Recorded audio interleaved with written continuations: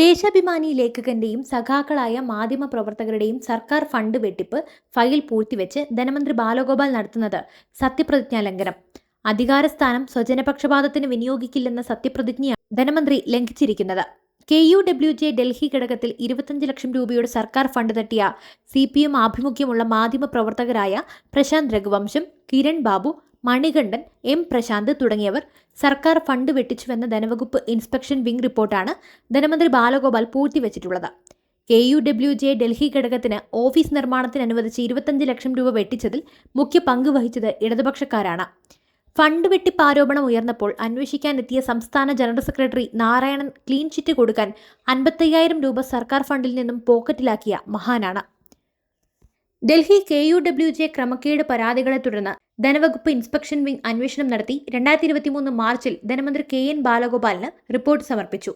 മുൻ SFIക്കാരായ കിരൺ ബാബു, പ്രശാന്ത് രഘുവംശം, മണികണ്ഠൻ, M പ്രശാന്ത് എന്നിവരെ സംരക്ഷിക്കാനായി ധനമന്ത്രി ബാലഗോപാൽ അന്വേഷണ റിപ്പോർട്ട് അടങ്ങിയ ഫയൽ പൂഴ്ത്തിവച്ചിരിക്കുകയാണ്. CAG അന്വേഷണത്തിലും ഡൽഹി ഘടകത്തിലെ അഴിമതി കണ്ടെത്തി ധനവകുപ്പിനോട് റിപ്പോർട്ട് ആവശ്യപ്പെട്ടിരുന്നു. അക്കൗണ്ടന്റ് ജനറൽ ഓഫീസിൽ നിന്ന് 4 റിമൈൻഡർ അയച്ചിട്ടും ധനവകുപ്പ് മറുപടി നൽകിയില്ല.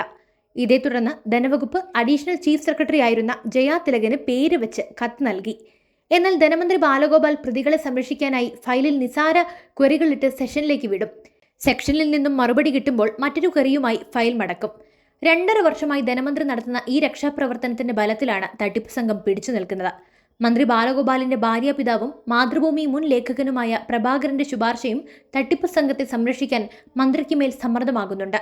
കൂടാതെ വിജിലൻസ് ഡയറക്ടറേറ്റിൽ നിന്നും മന്ത്രിയുടെ കൈവശമുള്ള ഫയലിൽ നടപടി സ്വീകരിക്കാൻ നിർദ്ദേശിച്ച് കത്ത് നൽകിയിരുന്നു.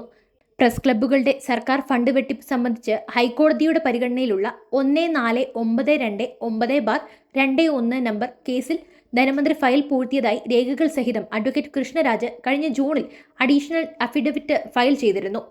ഇതിന് മറുപടി നൽകാൻ ചീഫ് ജസ്റ്റിസ് ബെഞ്ച് നിർദ്ദേശിച്ചെങ്കിലും സർക്കാർ മറുപടി നൽകിയില്ല.